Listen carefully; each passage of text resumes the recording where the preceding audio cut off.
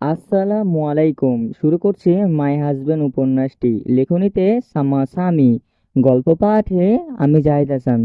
আর অনেকদিন পরে গল্প নিয়ে আসার জন্য আমি দুঃখিত। তো চলুন শুরু করা যাক। পর্ব 38। আনিয়া কিছুটা রাগ অভিমানে মুখ ঘুরিয়ে ঠোঁটে চেপে দাঁড়িয়ে আছে। রুহেল আনিয়াকে নিজের কাছে টেনে নিয়ে মিষ্টি এসে বলে, ছোট্ট ফ্লাওয়ার, তুমি বেঁকে যাচ্ছ কেন? হাজবেন্ড কাছে আসলে বুঝি ব্যথা লাগে না? আনেয়া শরীর থেকে টাওয়ালটা সরিয়ে দেয়, খুলে ফ্লোরে ছুঁড়ে মারে, গলায়, বুকে, নাকে, আরও অনেক জায়গায় দেখিয়ে বলে, এটা আপনার কাছে আসা ব্যথা? অসভ্য লোক একটা। আমার সারা শরীর জুড়ে কামড়ের দাগ, সেই সাথে রক্ত জমে লাল হয়ে আছে। মানুষ দেখলে ভাববে বিড়ালের খামচি দিছে।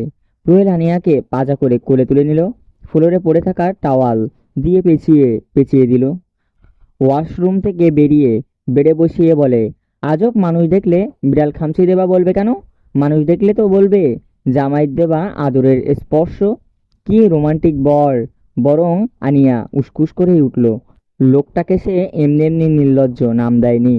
মুখ থেকে কথা বের হয় না, যেন বের হয় অ্যাটম বোম।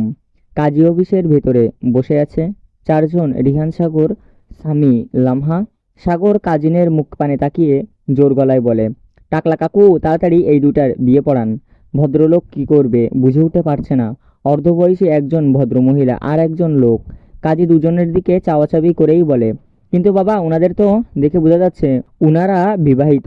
সাগর ফিক করে হেসে উঠে বলে, আরে কাকু, ওনারা তো ঘরের বাইরে রাস্তায় দাঁড়িয়ে চুম্মাচাটি করে, তাই তো এখানে নিয়ে আসলাম। ভদ্রলোক আর মহিলা রাগে গজগজ করতেছে। কত বড় সাহস এই ছেলে মেয়ের! স্বামী সাগরের কথার উৎসাহ নিয়েই বলে, কি হলো আপনাকে? সব বললাম না? তাহলে বসে আছেন কেন? বিয়ে পড়ান। রিহান হেসে কুটির।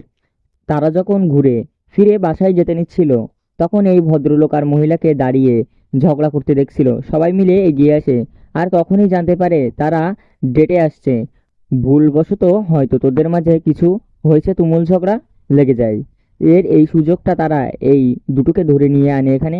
রিয়ান এবার মুখ খুলল, আর কাকু, বিয়েটা পড়িয়ে দেন, তাহলে বাসায় বসে ঝগড়া করতে সুবিধা হবে। এবার ভদ্রমহিলা কান্নারত গলায় বলে, বাবারা, দয়া করে এই কাজ করো না। বাসায় আমার স্বামী সন্তান আছে। মহিলার কথা শুনে ভদ্রলোক তেতে উঠে, এই, ওই যে তোমার স্বামী সন্তান আছে, এটা তো আমায় বলোনি।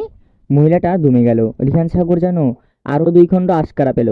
নিচু হয়ে সাগরের কানে কিছু বলতে গেলেই সে লাফিয়ে উঠে বলে, কাকু, বিয়ে না পড়ালেও সমস্যা নেই। মহিলার চোখে চিকচিক করছে খুশিতে। সে উঠে দাঁড়াতেই আগে আবারও বলতে থাকে, কিন্তু কাকু, এমনি তো আর ছেড়ে দেওয়া যাবে না, আমাদের মান সম্মান আছে না?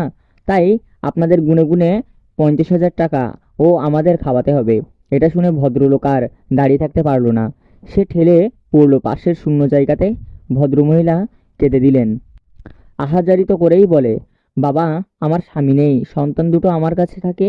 দয়া করে এই কাজ করো না, আল্লাহ গুনাহ দিবে। গুনার কথা শুনেই সাগর মুখ পাংগুটে করে বলে, খালা, এটা মোটেও খারাপ কাজ না, ভালো কাজ। আর বেশি করলে না, এখন অন্য কিছু ভাববো। মুখ চেপে শব্দ করে কেঁদে উঠলেন মহিলা। ফরহাদ রেজা হোটেল থেকে বেরিয়ে নির্জন এক সমুদ্রের থেকে একটু দূরে দাঁড়িয়ে ফোনে কাউকে বলছে। আর কতক্ষণ লাগবে তোমাদের? ফোনের ওপাশে লোকটা মিনমিন গলায় বলে, স্যার, উনারা এখনো বের হয়নি। ও সিট ড্যামিট!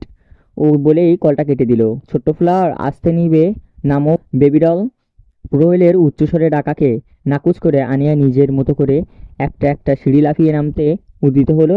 বকা দিবেন না বলছি। প্রহেল আনিয়ার গা ঘেঁষে হাঁটতে হাঁটতে বলে, তা বকা দিলে কি করবে মিসেস প্রহেল? আনিয়া নাকের পাটা ফুলিয়েই বলে, বকা দিলে খুব খারাপ হবে। প্রহেল তার বড় হাতের নড়া ছোট হাতটা ধরেই বলল। প্রশান্তি তার বুকে জুড়ে ঢেউ বয়ে গেল। আনিয়ার কথায় বাঁকা এসেই বলে, বেবি ডল, আমি তোমার খারাপ করলে 1 সপ্তাহ বেড থেকে নামার শক্তি পাবে না। বিলিভ মি, শক্তি অবশিষ্ট থাকবে না।